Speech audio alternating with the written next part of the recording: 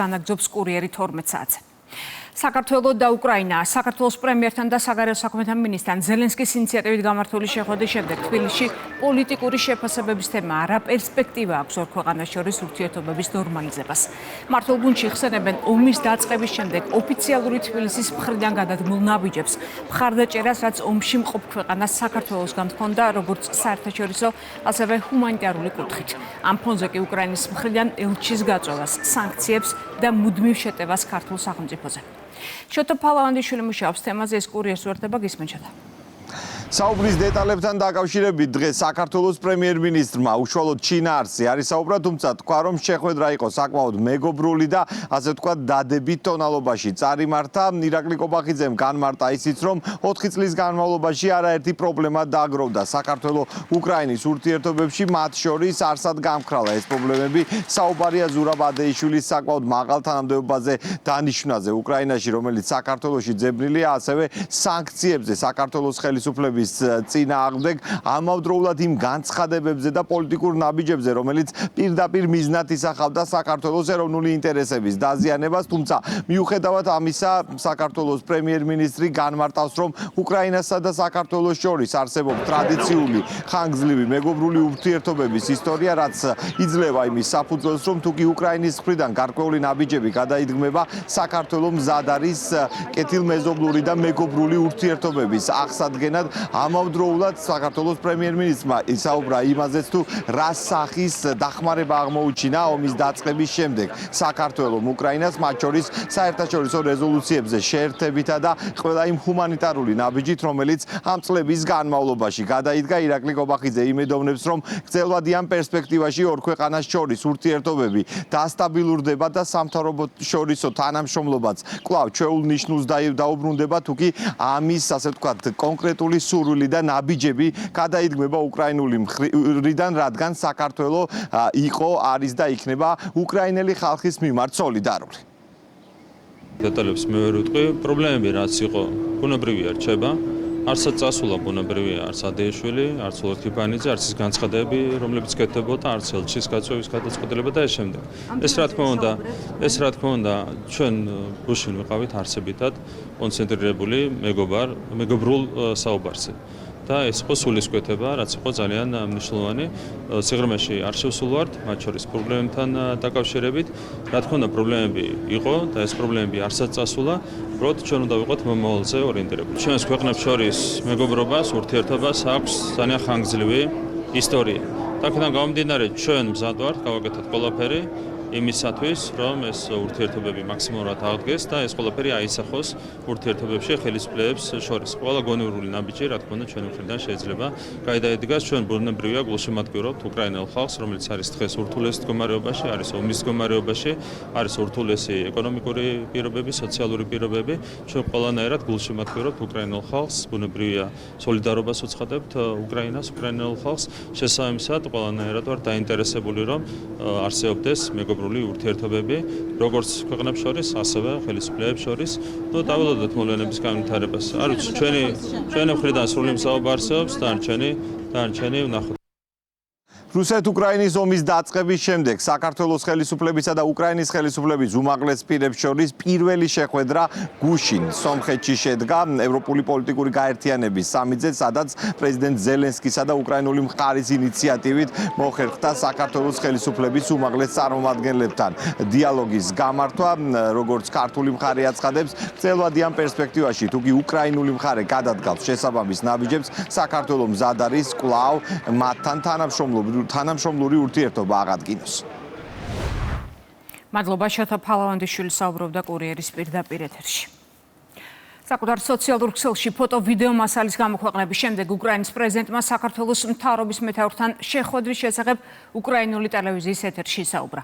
ზელენსკიმ განაცხადა, რომ კომუნიკაცია დიდი ხნის განმავლობაში პირველად შედგა, რაც სწორი ნაბიჯი იყო.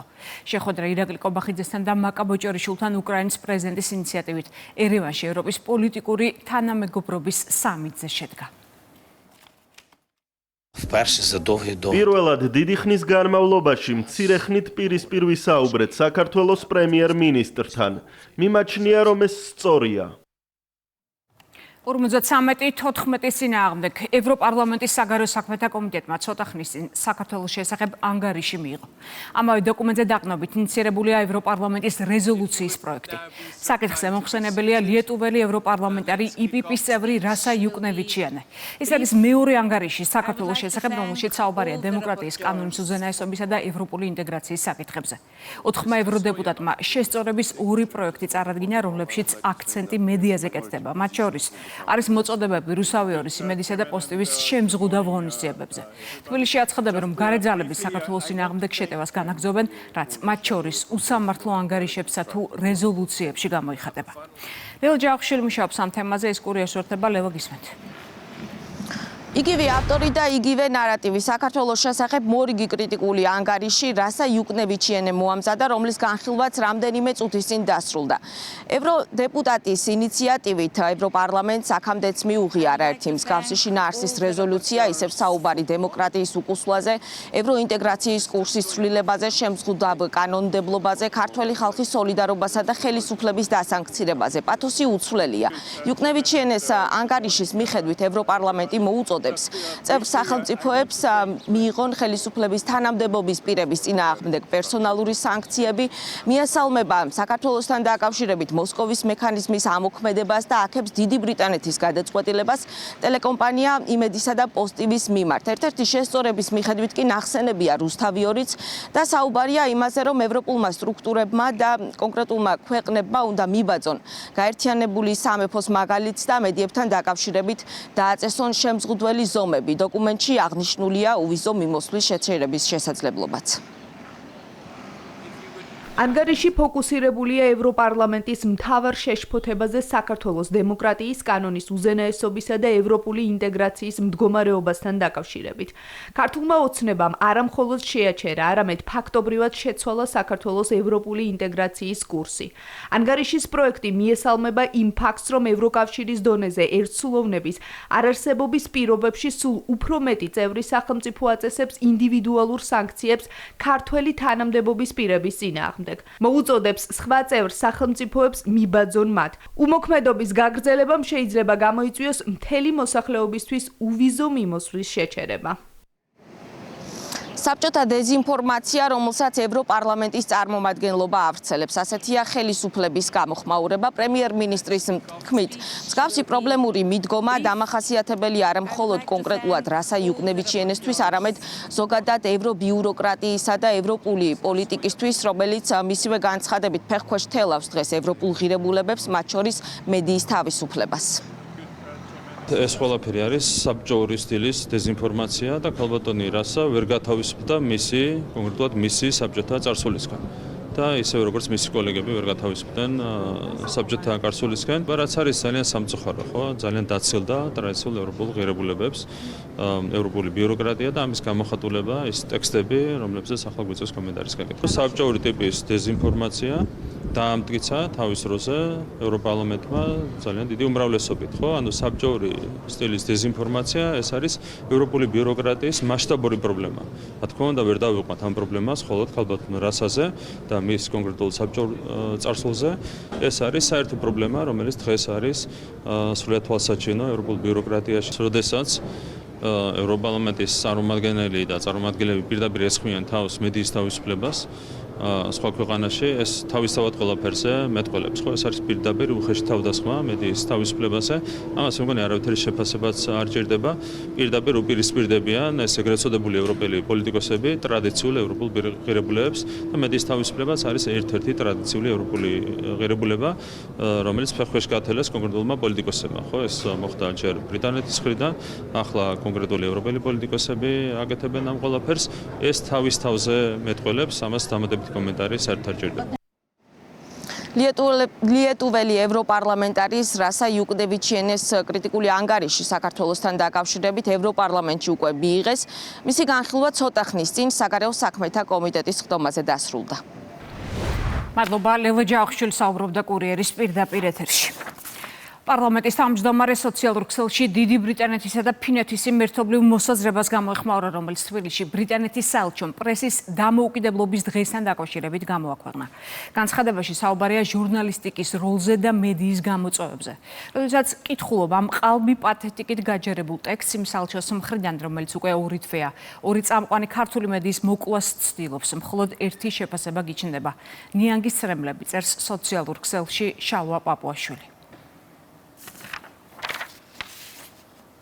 რატომ შეიცვალა ოპოზიციური ალიანსის რეგიონული შეხვედრების ფორმატი? ნაციონალური მოძრაობისა და ალიანსის შემავალი სხვა სუბიექტების ერთობლივი რეგიონული ტურნე 3 დახურულის შეხვედრის შემდეგ აღარ გრძელდება. ამ ეტაპზე პარტიების საჯარო აქტივობების და მხარდამჭერებთან შეხვედრების ნაცვლად მუშაობას ისევ შიდა დახურულ ფორმატში განაგრძობენ. პოლიტიკურ სპექტრში საუბრობენ, რომ დაანონსებული პროცესის შეჩერება სავარაუდოდ სწორედ ალიანსის შიგნით არსებულ დაპირისპირებას უკავშირდება. ანუკა ბუავა მუშაობს თემაზე, ის პარტიების წევრებს ესაუბრა, გისმენთ ანუკა.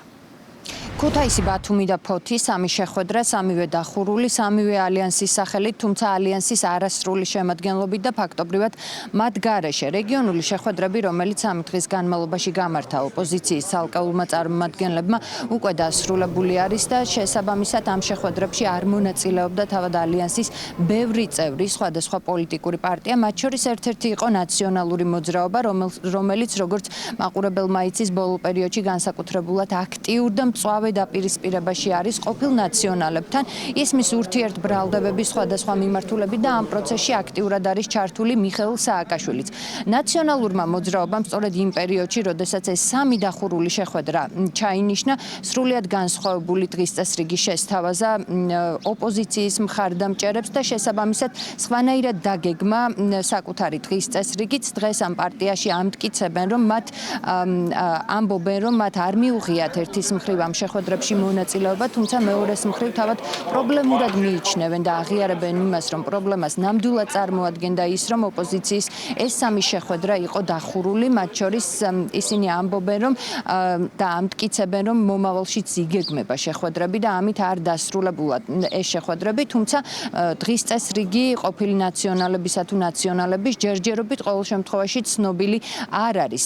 სააკაშვილის პარტიაში ამბობენ იმასაც, რომ დიდი ხნით ადრე იყო დაგეგმილი ეს შეხვედრები, თუმცა ამის მიუხედავად, როგორც გითხარით, მათ სრულიად სხვა გეგმა წარმოადგინეს საზოგადოების წინაშე.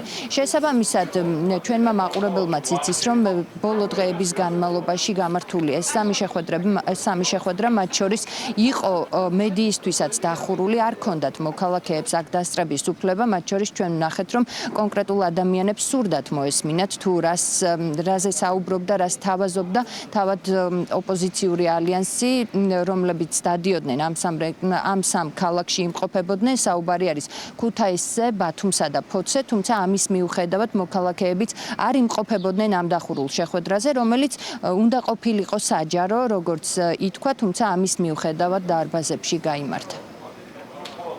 ეს ტიპის შეხვედრები ჩატარდა, რომელზედაც ახლა მე დიდად ინფორმაციას არ ვუყავ, რომ ჩვენ ალტერნატიულ პროცესს კი არ ვაწარმოებთ, ნაცნობრობლად ჩვენ ამ კვირაში ქონდა დაგეგმილი, იმ კვირაში უბრალოდ როცა ეს შეხვედრები გამართა 3 ნაბიჯის კამპანია, შეიძლება პოტენციურად ადგილები არ იყოთ, უბრალოდ ადამიანს ახან შეხვედრები ასეთ ხასიათის იყო, რომ დარბაზში ტარდებოდა, ამის შემდგომ უფრო მეტად იქნება ეს სახალხო ხასიათის შეხვედრები და სახალხო ხასიათის კამპანია იქნება, ამიტომაც მსგავსი ტიპის პრობლემა ბუნებაშიც არ იქნება. ნაცნობრობას არ მიგვიღია მონაწილეობა ამ კონკრეტულ აქტივობებში, ამიტომაც კონკრეტულად ინფორმაციას ეს ზუსტად არ ვხვდება.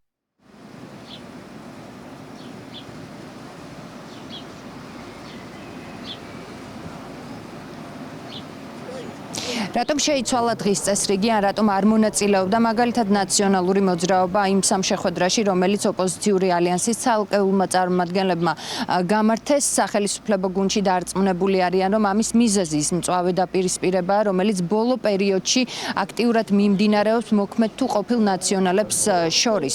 სახელმწიფო გუნდში ამბობენ იმასაც, რომ ოპოზიციას არანაირი რესურსი არ აქვს ხალხთან სასაუბრო და მათ შორის მათი ერთადერთი დღის წესრიგი არის ის, რომ უცხოელი დონორების დავალებები შეასრულონ, რითაც თავად საკუთარ თავსაც იზიანებენ და იმ ოპოზიციურ გაერთიანებას, რომლის დაშლასაც მართველი გუნდი თქმით მალე იხილავს საზოგადოება.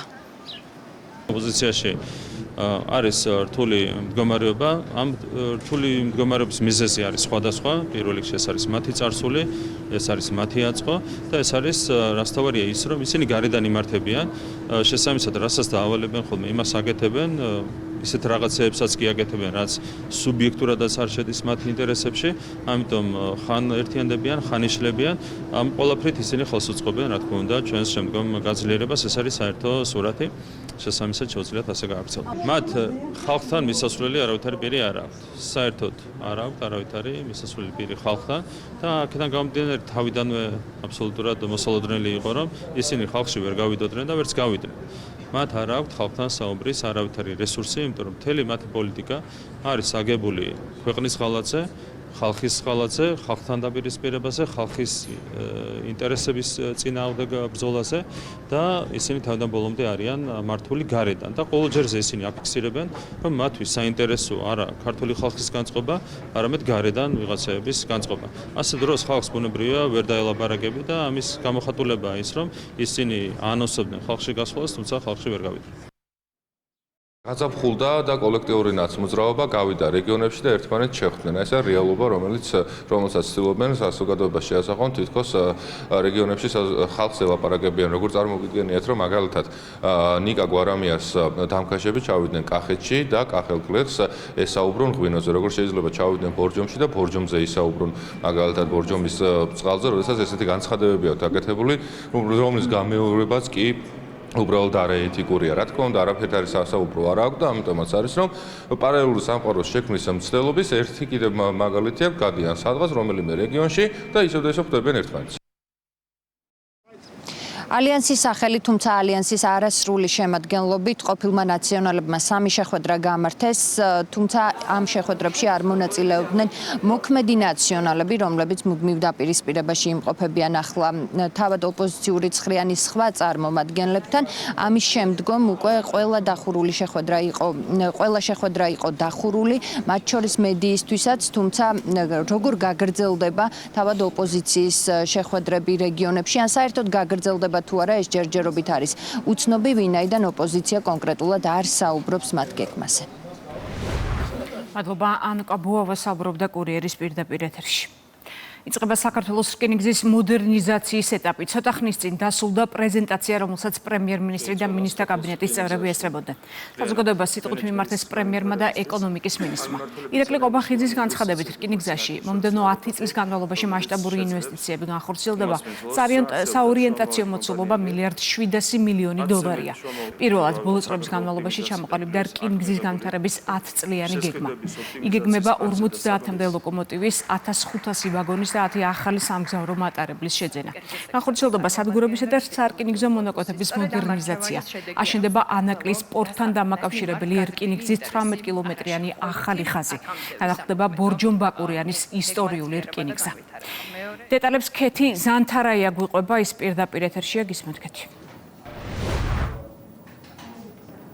ინფრასტრუქტურის გაძლიერება, ტვირთნაკადების ზრდის უზრუნველყოფა და სამგზავრო გადაყვანების მოდერნიზაცია. ეს არის ის 3 ძირითადი მიმართულება, რომელსაც ითვალისწინებს საქართველოს რკინიგზის ისტორიული განახლების პროექტი. როგორც დღევანდელ პრეზენტაციაზე აღინიშნა, საქართველოს რკინიგზაში რეფორმა დაახლოებით 1 წლის წინ დაიწყო და 1 წლის თავზე უკვე კონკრეტული შედეგები დაიდო. ყველა ფერმა ამ რეფორმებმა უნდა უზრუნველყოს ის, რომ გაიზარდოს და გაძლიერდეს საქართველოს პოტენციალი, როგორც სატრანზიტო, ასევე ლოჯისტიკური მიმართულებით. პრემიერ-მინისტრის განცხადებით, ეს ყველაფერი მნიშვნელოვანი არის არა მხოლოდ ტურისტული მიმართულებით, არამედ სტრატეგიული კუთხითაც და ამ კონტექსტში ისაუბრა სწორედ შუა დერეფნის პროექტისთვის საჭირო აი ამ რეფორმებთან დაკავშირებით.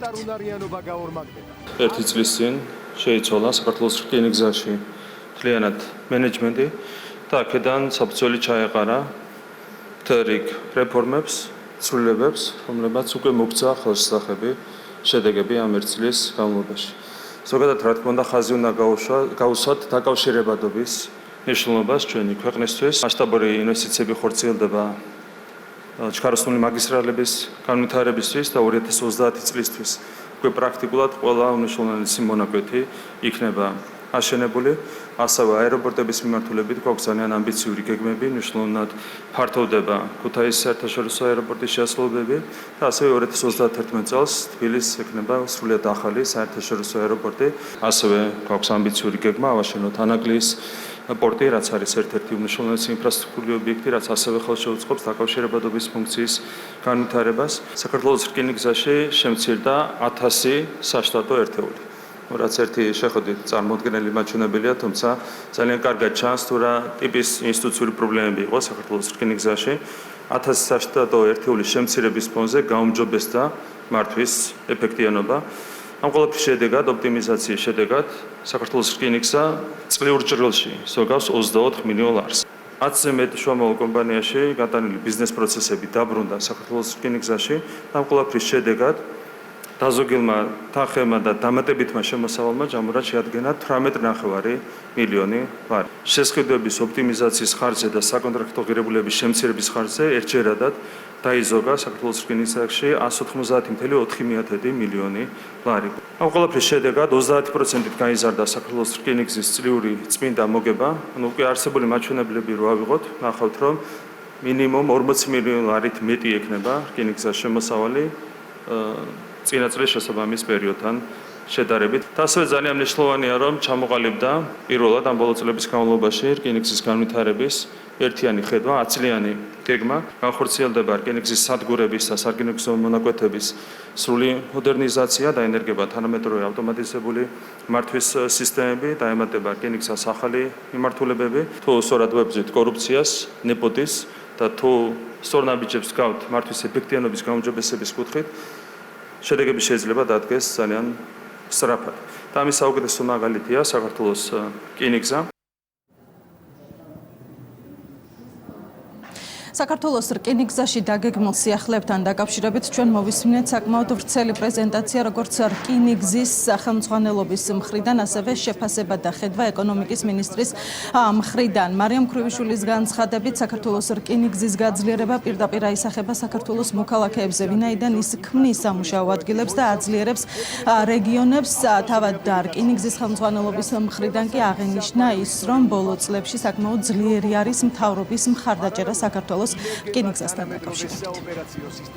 ბოლო წლების განმავლობაში გლობალურმა და რეგიონალურმა მოვლენებმა ცხადყო ტრადიციული მარშრუტების არამდგრადობა.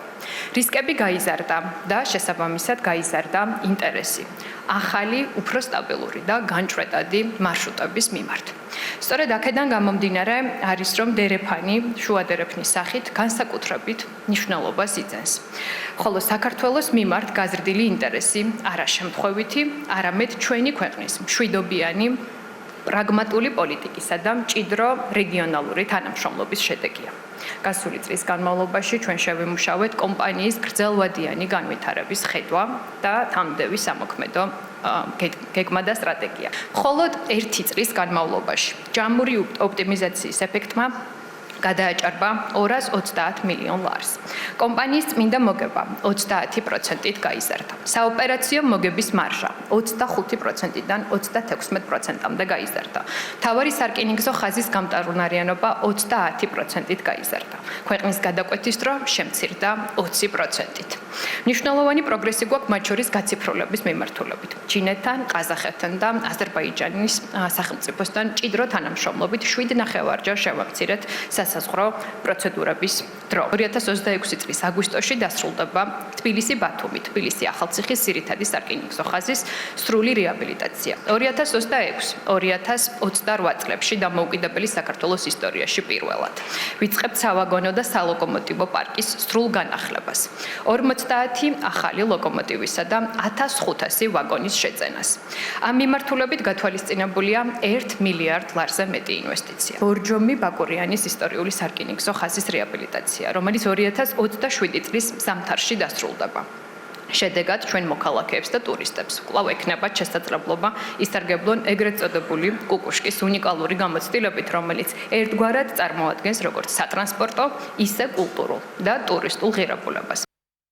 გატარდა მნიშვნელოვანი ოპტიმიზაცია, სულ ჯამში დაიზოგა 231 მილიონი ლარის ოდენობის თანხა, გავზარდეთ მატარებლების სიგრძეები და წონები, რაც საშუალებას გვაძლევს, რომ ერთ გატარებაზე თუ აქამდე იყო დაშვებული წონა დაახლოებით 2600 ტონა, გავზარდეთ და ავწიათ 3600 ტონამდე. მივიღეთ მთავრობის ხარდაჭერით, შეიძლება ითქვა საქართველოს ისტორიაში და რკინიგზის ისტორიაში ერთ-ერთი უპრეცედენტო გადაწყვეტილება და ვყიდულობთ ახალ თანამედროვე ელმაულებს, რომელიც სრულიად გაანაახლებს საქართველოს რკინიგზის სალოკომოტივო პარკს და ასევე 1500 ვაგონ ერთეულით გავზდით ჩვენ სავაგონო პარკს. არის გარკვეული გამოწვევები მდგომარეობს იმაში, რომ ძირითადად მოძველებული, ასე ვთქვათ, მატარებლები ოპერირებს და აქაც მივიღეთ გადაწყვეტილება, რომ სრულად განვაახლოთ წელს უკვე მოხსნით იმ სიჩქარეებზე შეზღუდვებს, რაც დღეს გვაქვს და პირობითად თბილისი-ბათუმის მიმართულებაზე 5 საათნახევრის მაგივრად წელს უკვე დავდებთ შედეგს და თბილისი-ბათუმი იქნება 4 საათის განმავლობაში. ორჯერ, სამჯერ უწევს მატარებლებს გაჩერება, რომ მოხდეს რევიზია და შემოწმება და ტესტირება. ჩვენ ვნერგავთ ახალ სისტემებს, რომელიც ტექნოლოგიები იქნება შესაბამისი კამერებით, სენსორებით და აკუსტიკური სისტემებით, რომელიც მოგცემს საშუალებას, რომ რეალურ დროში მატარებლების გაუჩერებლად მოვახდინოთ დიაგნოსტირება სრული ყველა თითოეული ვაგონის. უკვე დავასრულეთ პროექტირების ნაწილი და უახლოეს პერიოდში ვაპირებთ, რომ დავიწყოთ ანაკლიის მისასვლელი 18 კილომეტრიანი სარკინიგზო ინფრასტრუქტურა.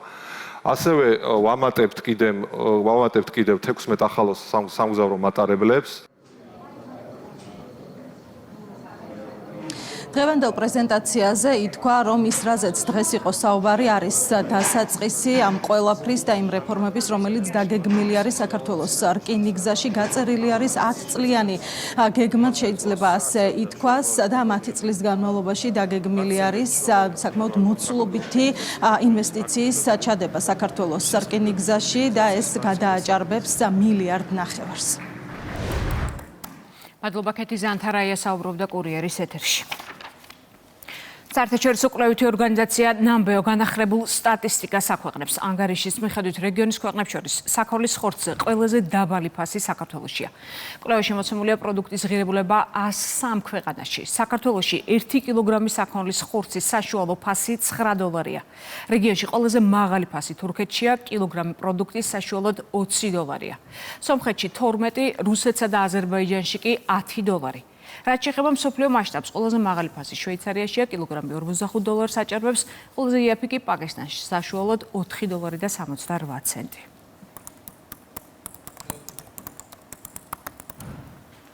სოციალურად დაუცველი და მრავალშვილიანი ოჯახებისთვის ელექტროენერგიის სუბსიდირების თანხა იზრდება. ცვლილების მიზანია ახალი ტარიფის განსაზღვრის შემდეგ ელექტროენერგიის გადასახადი მათთვის უცვლელი დარჩეს. მთავრობის ადგენილებით ოჯახებზე, რომელთა სარეიტინგო ქულა 70,000-ზე ნაკლებია, დამატებით 5 თეთრი სუბსიდია გაიცემა. ჯამში ისინი დახმარების სახით მიიღებენ 2020 წლის დეკემბერსა და 2015 წლის ივლისში არსებულ სამომხმარებლო ტარიფს შორის სხვაობას. დამატებული 1 კილოვატ-საათზე 8.5 თეთრს. ამ დრომდე ეს მაჩვენებელი 1 კილოვატ-საათზე 3.5 თეთრს შეადგენდა. სიახლე თბილისის მუნიციპალიტეტის გარდა მთელი ქვეყნის მასშტაბით მცხოვრებ ბენეფიციარებს შეეხება. გაიმართა უწყებათა შორისი სამუშაო ჯგუფის შეხვედრა, რომელმაც იმსჯელა სოციალურად დაუცველი ოჯახების მხარდაჭერის ღონისძიებებზე და რეკომენდაციით მიმართა მთავრობას, რომ გაგრძელდეს ელექტროენერგიის ტარიფის სუბსიდირება იმ ოჯახებისთვის, რომელთა სარეიტინგო ქულა 150,000 არ აღემატება და მათ სრულად დაუფინანსდეთ გაზრდილი 5 თეთრიანი ტარიფი. გაგრძელდება სოციალურად დაუცველი მრავალშვილიანი ოჯახების მხარდაჭერაც, რომელთა სარეიტინგო ქულა 300,000 არ აღემატება და მათთვის ყოველთვიური სუბსიდიის ოდენობა განისაზღვრება თვეში არაუმეტეს 30 ლარის ოდენობით, ნაცვლად მანამდე მოქმედი 20 ლარისა, პლუს ყოველ მომდევნო შვილზე დამატებით 10 ლარის. ფინახის გაშენება და სახელმწიფო რეგულაციები. რუსთავი ორის პირდაპირ ეთერში მორიგი საჯარო დებატი გაიმართა. დისკუსიაში სოფლის მეურნეობის მინისტრი, ღვინის ეროვნული სააგენტოს თავმჯდომარე მეღვინეები და მევენახეები მონაწილეობდნენ. სტუმრებმა უპასუხეს წამყვანის კითხვებს. ასევე მათ საშუალება ჰქონდათ დაესვათ კითხვები ერთმანეთისთვისაც და საბოლოოდ ესარგებლად შემაჯამებელი სიტყვით. დებატებში კიდევ ერთხელ გაესვა ხაზი ახალ რეგულაციებს. მეღვინე პირველ რიგშია დაინტერესებული, რომ ხარისხიანი პროდუქტი აწარმოოს, ხარისხიანი ყურძენი მოიყვანოს, მოგეხსენებათ ხა ბუნებრივ მეღვინეობაში განსაკუთრებით ხარისხიანი ყურძენი თუ არ გაქვთ, გამორიცხულია რომ ღვინო მიიღოთ. არათუ დეფექტია, საერთოდ ღვინოს ვერ მიიღებთ, ხო? ამიტომ ჩვენ ყველანაირი რეგულაციების გარეშეც და სააგენტოს ძალიან ბევრი პროგრამით, რომელიც ეხმარება მცირე ბანკებს განვითარებაში, ისედაც ძალიან კარგად ვითარდებოდით და რეგულაციები არ გვჭირდებოდა ამისთვის. ამიტომ ზოგადი პოზიცია არის, რომ ჩვენ არ გვჭირდება რეგულაციები, მაგრამ ასევე გვესმის სახელმწიფო პოზიცია, რომ ხედავენ რაღაც რისკებს, მაგრამ ეს კარგად უნდა დაასაბუთონ რა რისკებია. თუ ჩვენ გვინდა რომ გქონდეს ხარისხიანი ღვინო, შეუძლებელი არის ხარისხიანი ვენახის გარეშე და ხარისხიანი ვენახის შეუძლებელი არის შესაბამისი ადგილის შესაბამისი ვაზის ნერგის ხარისხიანი ვაზის ნერგის გარეშე და ამ ყველაფრის ერთობლიობამ რა თქმა უნდა გამოიწვია აუცილებლობა იმისი რომ აუცილებლად უნდა იყოს განსაზღვრული ადგილი და გაკეთდეს მიწის ნიადაგი თუ სადაც შენდება ვენახი აქვე უნდა იყოს აუცილებლად სერტიფიცირებული ვაზის ნერგი იდენტიფიცირებული რაც ნიშნავს იმას რომ ვაზის ნერგი აუცილებლად უნდა იყოს ხარისხიანი და ცალსახად უნდა იყოს განსაზღვრული რომ 1 მეტრზე ქვევით ახლოს არ უნდა იყოს გრუნტის ხალი რაც ერთობლიობაში ქმნის იმის შესაძლებლობას რომ მინიმუმ რაღაცა მინიმალური ხარისხის ვენახი რომელიც აკმაყოფილებს ხარისხიან ღვინოს ის გაშენდეს მევენახის შრობას რომელსაც ეწევა იმისთვის რომ ხარისხიანი ყურძენი მოიყვანოს არ უნდა დაუყენოთ გვერდით ნაკლებად ხარისხიანი ნაკლებად კონდიციური ვენახი და ყურძენი რომელიც ხელს უშლის ფაქტობრივად და აერთია ერთ კატეგორიაში აყენებს ამ ვენახებს. მომავლის წრეში უნდა შევხედოთ ამ ყველაფერს. როდესაც ეს ნაბიჯი უნდა გადადგმულიყო, რომ საბოლოო ჯამში საქართველოში გაშენდეს ხარისხიანი ვაზის ჯიში, ხარისხიანი ნამყენი. როდესაც მე უნდა გადავიხადო 1 ჰექტარი ვენახის გაშენებაში სიტყვაზე $20,000 თუ რაღაცა თანხა ის რაღაცა 700 თუ 500 ლარი არავის არ დააქცევს. მაშინ როცა ამით შენი ვენახის ისტორიას ქმნი. ანუ ნიადაგის ანალიზი ეს არის ის ბაზა, საწყისი, რომელთაც მე შემდგომ უკვე შენ ისტორიას უყურებ რა, იცი რა იყო თავიდან როგორ ნიადაგზე აშენებდი. არანაირი რეგულაციის მოწმობდი არ ვარ თუ ეს რეგულაცია რაღაცაში არგებს დარგს. ნიადაგი რომ შევისწავლოთ, ჩვენ გვჭირდება ლაბორატორია. ლაბორატორია იყოს ხელმისაწვდომი, სადაც ჩვენ შევისწავლით, სადაც ჩვენ ნიმუშს გავაგზავნით. მე დღეს ვაგზავნდი, თუ კი რამეს ვაპირებ და მოვიფიქრებ, ვაგზავნდი გერმანიაში და იტალიაში. იქაც რამდენიმე ლაბორატორიაში, სადაც მე მიმიწვდება, თქვა და ვიცი რომ უფრო კარგ ფასს მომცემენ და ასე შემდეგ. რეალურად არანაირი ბევრი ცნობა არ არის საჭირო. ეს არის ერთ-ერთი ლაბორატორიული ანალიზი. არსებობს საქართველოში ლაბორატორიები, რომლებიც აი ამ ჩვენს მიერ ჩამოთვლილ ანალიზებს ძალიან წარმატებით და ეფექტურად აკეთებენ. შემდეგი, რასაც ჩვენ ვითხოვთ, ეს არის ის რომ ნიადაგის დონიდან ასე ვთქვათ, ნიადაგის წყლის დგომა არ იყოს 1 მეტრზე ნაკლები. შესაბამისად ხოლო და ეს ორი დოკუმენტი პლუს რა თქმა უნდა ვენახის იმ მიწის ნაკვეთის უпростоრად სადაც ვაპირებდი გაშენებას იმის დამადასტურებელი დოკუმენტაცია თქვათ რეესტრიდან ამონაწერი ან ამ შემთხვევაში ხელშეკრულება რომელიც ფლობელს ან დამქირავებელს აძლევს იმის გარანტიას რომ რამდენიმე წელი მის განკარგულებაში იქნება ეს მიწა არსებულ ვენახებს არაფერი დამატებითი რეგულაცია დამატებითი ასე ვთქვათ წინაპირობა დამატებითი მოთხოვნა არ უწესდება ფინანსთა სამინისტროს საგამოძიებო სამსახურის უფროსმა ლევან ხარაბაძემ სამსახურის სპეციალური დანიშნულების რაზმის თანამშრომელს ახალი ხელმძღვანელი ზურაბ ცისკარიშვილი წარუდგინა. ლევან ხარაბაძემ ახალ ხელმძღვანელს თანამდებობაზე დანიშნა მიულოცა და წარმატება უსურვა. დღესვე მათ სპეცრაზმის ინფრასტრუქტურა და საბრძოლო ტექნიკა დაათვალიერეს.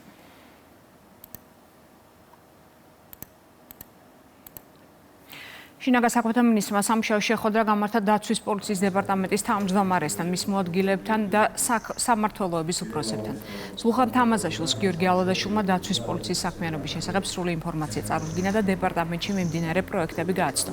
მინისტრმა ყურადღება გაამახვილა სოციალური გარანტიების გაუმჯობესებაზე და განაცხადა, რომ ამ მიმართულებით მუშაობა გაგრძელდება. მიგრაციის დეპარტამენტმა საქართველოდან გააძევა უცხო ქვეყნის 101 მოქალაქე, მათ შორის არიან ინდოეთის, აზერბაიჯანის, რუსეთის, ბელორუსის, ნეპალის, ფილიპინების და ლიბანის მოქალაქეები. წლის პირველი 4 თვის მონაცემებით ქვეყნიდან გაძევებულ პირთა რაოდენობა თითქმის იგივეა, რაც ჩარჩა მთელი წლის განმავლობაში. დღის სხვა სიახლეებს გაიცანით ჩვენ ვებგვერდზე rusavi2.gi-ან და ასკანეთ QR კოდი და შემოგვიერთდით Facebook-ში. გემშვიდობებით, სამართ, დროებით.